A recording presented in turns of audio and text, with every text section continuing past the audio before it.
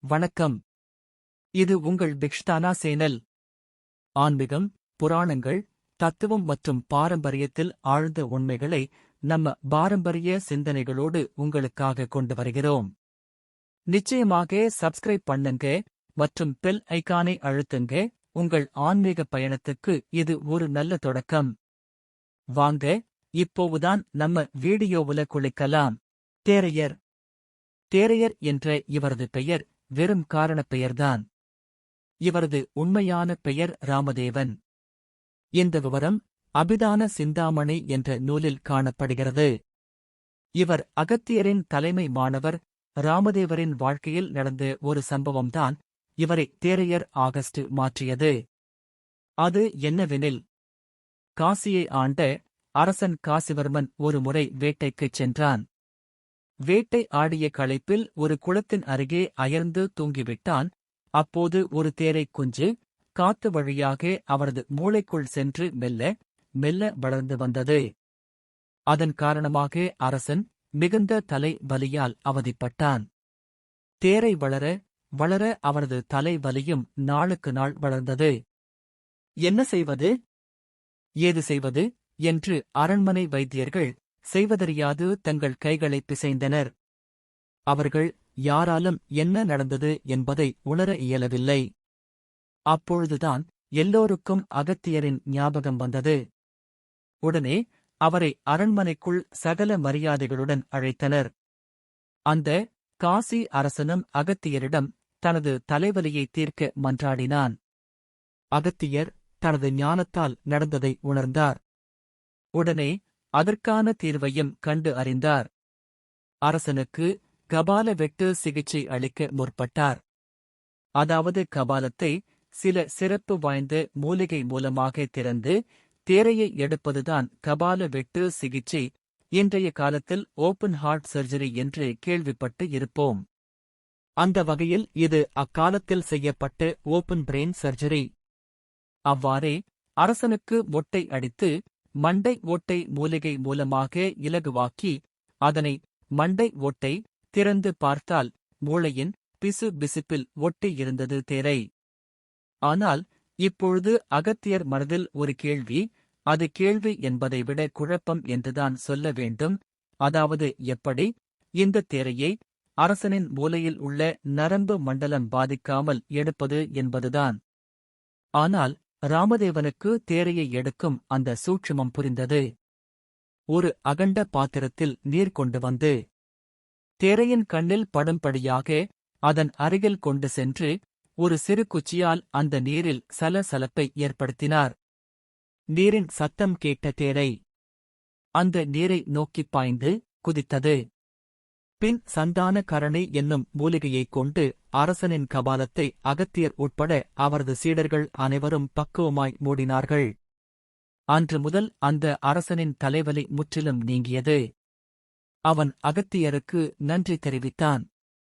தனது சீடன் ராமதேவனின் அறிவு பூர்வமான செயலை பார்த்து அகத்தியர் அன்று முதல் அவரை தேரையர் என்றே அழைத்தார். இந்த வகையில் இன்னொரு சம்பவம் தேரையரை வைத்திய சிரோன் மணியாகவே ஆக்கிவிட்டது. பாண்டிய நாட்டின் அரசன் ஒருவனுக்கு முதுகில் கூன் விழுந்து, அதனால் அவனை கூன் பாண்டியன் என்றே மக்கள் அழைக்க ஆரம்பித்தனர். அவரது கூனை நீக்கும் வழி தெரியாமல் அன்றைய காலகட்டத்தில் மருத்துவ உலகமே ஸ்தம்பித்து நின்றது. தேரையர் அகத்தியர் ஆசிரமத்தில் தற்செயலாக அதற்கான மூலிகை கண்டு அறிந்தார். மூலிகைச் சாற்றினை சட்டியில் வைத்து காய்ச்சிய பொழுது அதன் ஆவி சட்டியின் மேல் உள்ள ஒரு வளைந்த மூங்கிலின் வளைமுனையில் பட்டிட அந்த வளைந்த முனை பட்டென்று வளைவை விட்டு நேர்பட்டது. இதனைக் கண்ட தேரையர் ஆனந்தத்தில் துள்ளினார். காரணம், மூங்கிலும் மனிதர்களும் பல விதங்களில் ஒன்றானவர்கள். இரண்டுக்குமே சுவாசம் பொது. இது மனிதனைப் போலவேதான். தனித்து வளராது, கூட்டமாகத்தான் வளரும். இப்படி மனித வாழ்வுக்கும் மூங்கிலுக்கும் அநேக சம்பந்தங்கள் உண்டு. எது எப்படியோ தேரையருக்கு கூன் பாண்டியனுக்கான மருந்து தெரிந்துவிட்டது. இனி விடுவாரா அவர்? இரண்டுமே சத்தம் எழுப்பும். தன்னால் கண்டுபிடிக்கப்பட்டு அந்த காய்ச்சிய சாற்றினை பாண்டிய மன்னனுக்கு பூசிட மன்னனின் முதுகு நிமிர்ந்தது. இது அகத்தியரின் மற்ற சீடர்களுக்கு தேரையர் மீது ஒரு பொறாமையை ஏற்படுத்தியது. தேரையர் அகத்தியரை மிஞ்சும் சீடராகத் திகழ்ந்தார். அவர்கள் அனைவரும் அகத்தியரிடம் தேரையரைப் பற்றி கோள் மூட்டினார்கள். அகத்தியரும் தேரையரை அழைத்து தனித்து செயல்படுமாறு உத்தரவு இட்டார். உண்மையில் தேரையன் தன்னிடம் இருந்தால் அவனால் மேலும் வளர முடியாது என்பதை அகத்தியர் நன்கு உணர்ந்ததால்தான் இதனை செய்தார் என்பது குறிப்பிடத்தக்கது.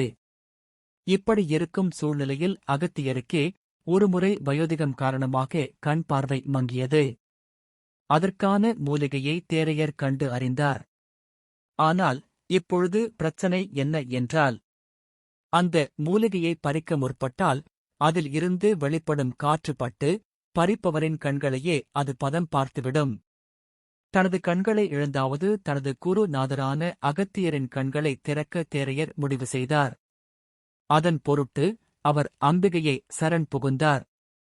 அம்பிகையின் அருளால் தேரையர் எளிதாக அந்த மூலிகையை பறித்தார்.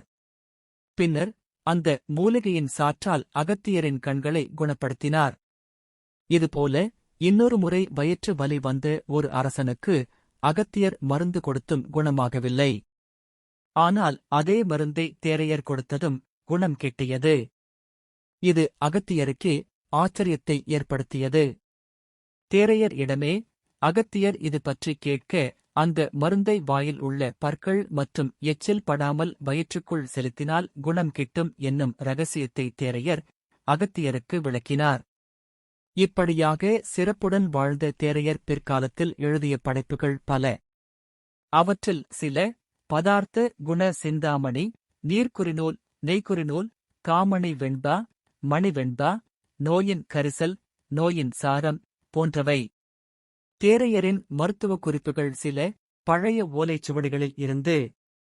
ஒப்பு இலவணம் ஒன்றுமே இளவெனி ரிற்றின மலவலி வலியிலா மாண்டு நீருகும் மதுப்பூசிப்புகளிலே எதிகமாய்க்கொண்டே. பொருள்: உப்பை இளவெந்நீரில் கரைத்து பருகினால் மலசுக்கலை போக்குவதுடன் உடல் வலியையும் நீக்கும் என்கிறார் தேரையர்.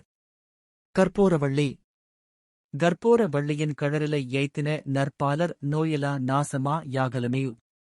பொருள்: கற்பூரவள்ளி இலையை முறைப்படி கொடுத்து வர குழந்தைகளுக்கு வருகின்ற இருமல், நெஞ்சில் கபம், உள்நாக்கு அழற்சி, டான்சில், நீர்க்கோவை, மாந்தம் ஆகிய அனைத்தும் ஓடிவிடும்.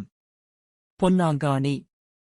சீதையை நாடொருன் சீரண உண்டிடக் காதைசேர் நோயிலான் காதமோட்டிடுமே. பொருள்: சீதை எனும் மறுபெயர் கொண்ட பொன்னானங்கன்னி கீரையை நாள்தோறும் முறைப்படி உண்டு வர நோய்கள் பல நீங்கும். கண்ணோய், உட்சூடு, மேனி நிறம் பெறும்.